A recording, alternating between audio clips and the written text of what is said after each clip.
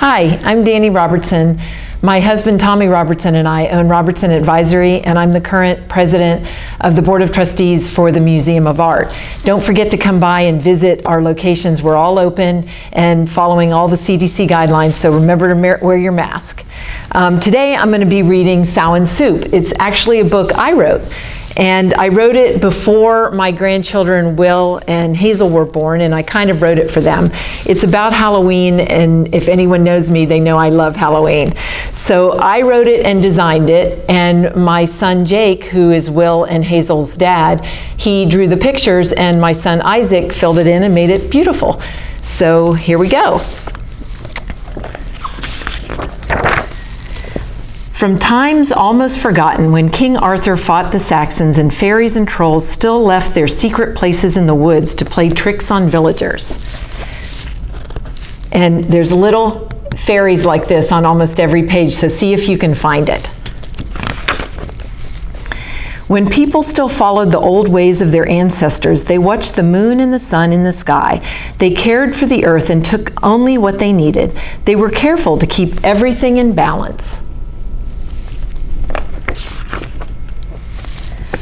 When the days grew shorter and colder, all but one sheaf of wheat was left in the field. The cows and sheep were brought inside for the long, cold winter. It was the end of summer and the dark days of winter were coming. See the little fairies. The new year was almost here, and the festival of Samhain would begin soon. The door between our world and the fairy world would open wide. Our lost loved ones would come to visit, but not too long, just long enough to taste of Samhain soup. The houses and hearths are dark. The spirits follow the path of turnip lanterns to the village bonfire to lead them to the other world where their ancestors are waiting for them. This is the door between the two worlds. See those silly fairies?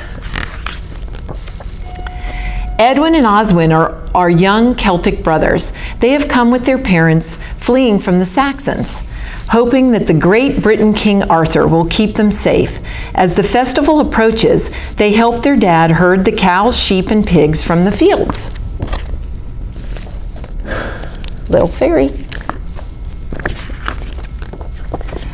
They help their mother gather the last of the vegetables from the field. This is the last harvest of the year. All those yummy vegetables, and even the fairy is helping. Oswin carves turnips for lanterns to lead the spirits of his grandparents on their way. They will visit tonight for one last time before they join their parents in the Summerlands. Oswin is careful to make each lantern special. It's a special night. They used to carve turnips instead of pumpkins because where they were from, they didn't have pumpkins yet until they came to America. So the original jack-o'-lanterns were actually turnips. Edwin peels the turnips and parsnips and chops the greens as father slices the bacon. Oswin chops the celery and onions while mother shucks the peas.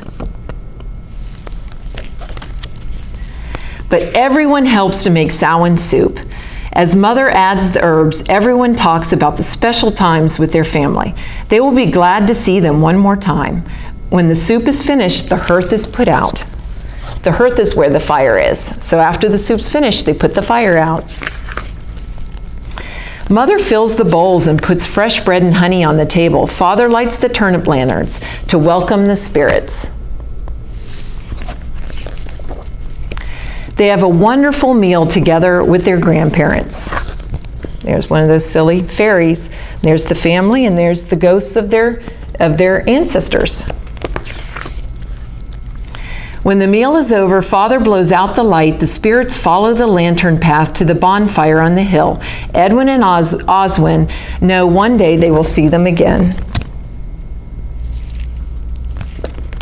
And at the end, there's a recipe for Samhain soup, so you can make it together with your family.